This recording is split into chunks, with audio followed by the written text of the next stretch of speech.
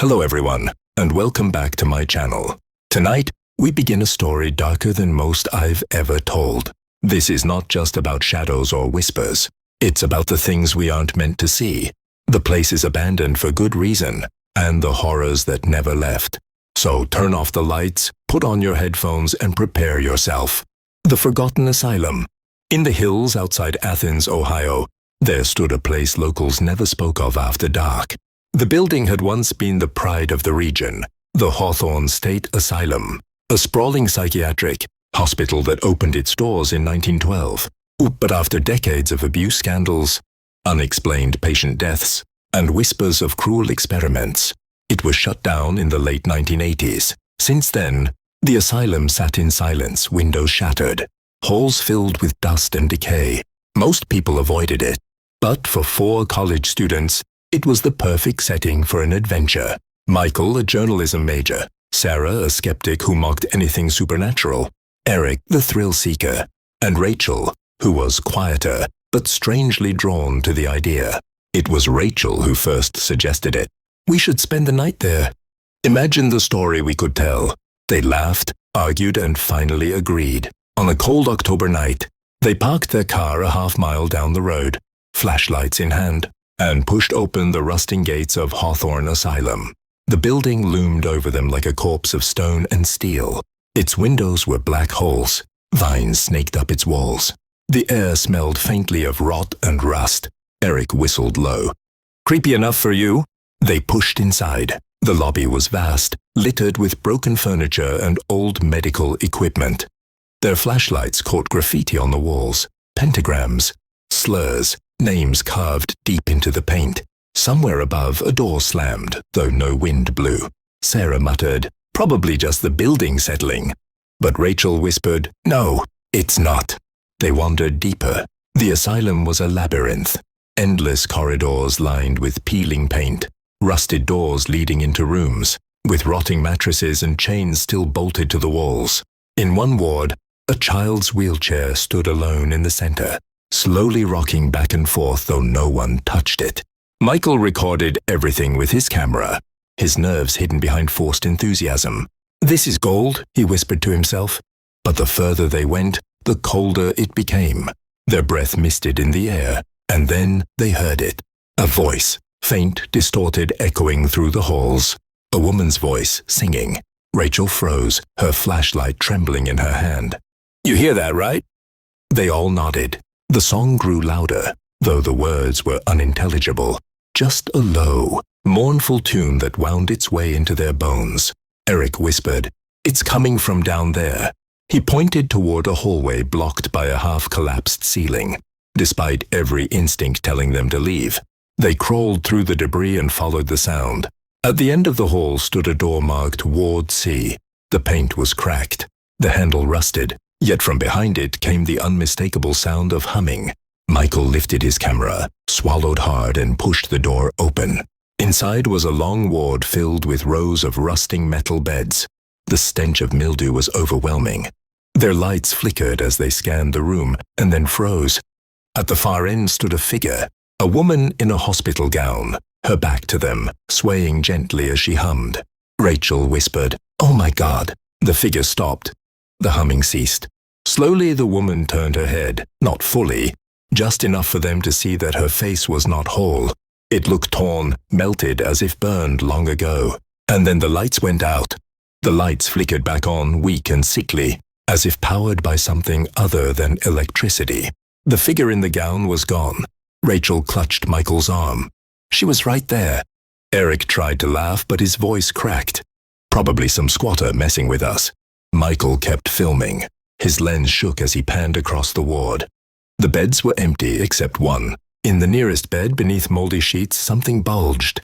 Eric, ever the daredevil, yanked the sheets away. There lay a mannequin, its plastic face cracked, its limbs bent at impossible angles. Its glass eyes stared blankly at them, but Michael swore he saw those eyes blink. The humming started again, this time much closer. The sound came from the ceiling. They aimed their flashlights upward. For just a moment they saw her, the same burned woman, crawling on the ceiling like an insect, her head twisted unnaturally. mouth gaping wide as she sang. Rachel screamed. The woman lunged forward, and then the lights snapped off again. They bolted out of Ward C, tripping over debris, gasping for air. The halls twisted around them like a maze. Somehow, they stumbled into the old records room. Rows of filing cabinets stood rusted, papers strewn across the floor. Michael's flashlight illuminated patient files, yellowed with age. He picked one up. The name read Rachel Harris. His blood ran cold. He turned to Rachel. Her face had gone pale. That's my name. Eric grabbed another file. His name was on it too. And Sarah's and Michael's. Every one of them had a file inside. This asylum detailed notes describing their lives, their families, their fears. Some of the notes even mentioned things they had not yet lived. Sarah whispered, "This isn't possible. How do they know?" Before anyone could answer, the filing cabinet slammed shut at once, the sound echoing like gunfire. Papers flew into the air, swirling like a storm. The whispering voices returned, dozens of them, overlapping, screaming, chanting their names. Michael dropped the file. "We need to get out now." They ran again, deeper into the asylum. The walls seemed to shift, corridors leading them in circles. At last, they stumbled into the operating theater. Rusted surgical tables stood beneath shattered lamps. Old instruments lay scattered, stained dark with age. In the corner sat a wheelchair, and in it the burned woman. Her gown was torn, her flesh raw, her eyes pits of black. She raised one hand, and in that instant, Michael felt something claw at his mind. Memories not his own. Flashes of screaming patients, doctors in white coats, scalpels glinting under harsh lights. He staggered back, clutching his head. The woman whispered in a voice like fire, "You belong here. Would you keep going deeper, or would you have run by now? Tell me in the comments." They tried to flee the operating theater, but every door led back into the same room. Again and again, no matter which way they ran, they returned to the woman in the wheelchair. Sarah broke down, sobbing.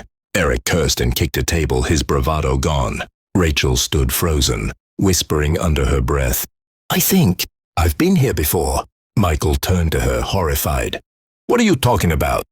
Rachel's eyes filled with tears. "My grandmother. She was a patient here. She used to tell me about the voices, about the fire. I thought she was crazy, but what if?" Before she could finish, the lights blazed bright. The walls peeled away like rotting skin, revealing not decay but scenes of the past. Doctors in blood-stained coats strapped patients to tables, drilled holes into their skulls, injected them with burning fluids. Screams filled the air.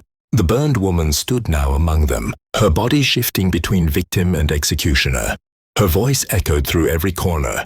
"We never left, and neither will you." Eric charged at her with a piece of broken pipe.